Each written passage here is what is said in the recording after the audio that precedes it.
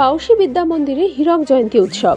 ইংরেজি নববর্ষের সূচনায় বিপুল উৎসাহ ও উদ্দীপনার মধ্যে দিয়ে হীরক জয়ন্তী উৎসবের সূচনা করল পাউশি বৈকুণ্ঠ স্মৃতি মিলনী বিদ্যা মন্দির।